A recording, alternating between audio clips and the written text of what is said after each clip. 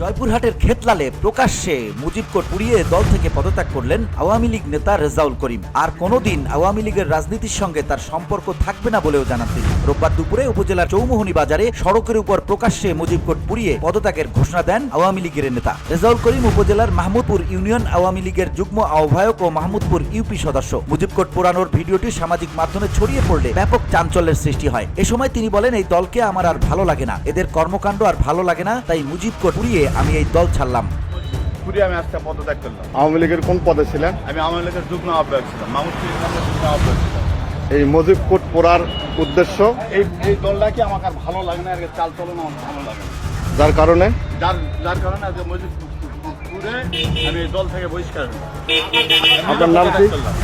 আপনার নাম কি? আমার নাম রেজাউল করিম, রেজা। বাড়ি মাহমুদপুর খেতলাল থানা ৮ নম্বর ওয়ার্ডে। আমি সাবেক মেম্বার, রানিং মেম্বার। আজ থেকে আমি দলকে পদত্যাগ করলাম।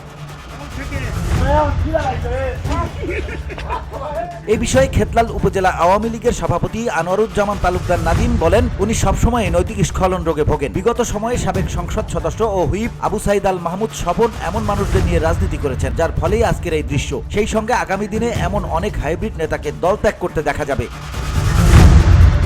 VOD Bangla news desk.